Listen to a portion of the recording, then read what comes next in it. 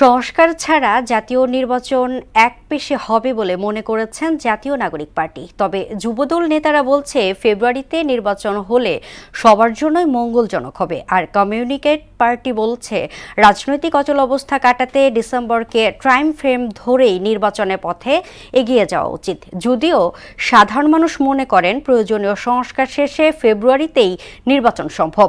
বিস্তারিত রেজা খানের রিপোর্টে। লন্ডনে প্রধান উপদেষ্টা অধ্যাপক মোহাম্মদ ইউনূসের সঙ্গে বিএনপির ভারপ্রাপ্ত চেয়ারম্যান তারেক রহমানের বৈঠকের পর যৌথ বিবৃতিতে ফেব্রুয়ারিতে জাতীয় নির্বাচনের আভাস দেয়া হয়। 2026 সালের রমজান শুরু হওয়ার আগের সপ্তাহেও নির্বাচন আয়োজন করা যেতে পারে। যদি তাই হয় তবে বিভিন্ন খাতের চলমান সংস্কার বাধাগ্রস্ত হবে কিনা এমন প্রশ্ন উঠেছে। ফেব্রুয়ারিতে নির্বাচন হওয়াই উচিত, আর সংস্কার যেটা এর মধ্যেই ইচ্ছা করলে সম্ভব। বর্তমানে সব জায়গায় ক্যাচাল, এই ক্যাচালের ভিতরে নির্বাচন যদি দেয় তাহলে ভাই সুষ্ঠুভাবে নির্বাচন হবে না ভাই। যে সংস্কার যেটা করতে চাচ্ছে তাতে যতটুকু সময় লাগে ততটুকু সময় দেওয়া উচিত। জাতীয় নাগরিক পার্টির কেন্দ্রীয় সমন্বয়ক আসাদ বিন রনির মতে দেশের বর্তমান পরিস্থিতিতে নির্বাচন হলে তা নির্দিষ্ট একটি দলের পক্ষে যাবে, আর সংস্কারের দাবি বাস্তবায়ন না হলে রাজনৈতিক কর্মসূচির পথে হাঁটবে এনসিপি। নুরুল হক নূরের সেই পটুয়াখালীতে তাকে কিভাবে অবরুদ্ধ করে রেখেছে বিএনপির কেন্দ্রীয় কমিটির সদস্য।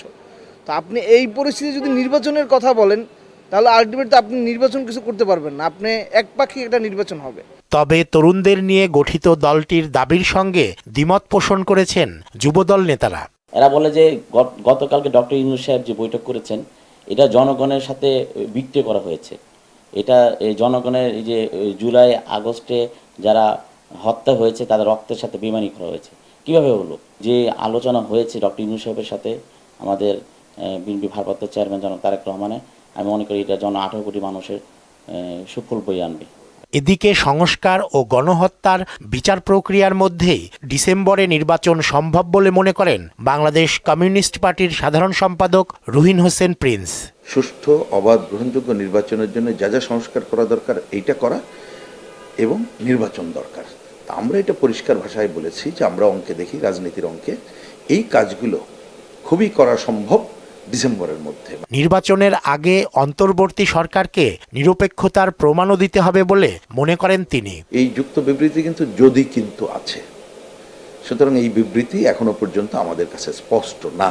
রেজা খান, মোহনা সংবাদ, ঢাকা।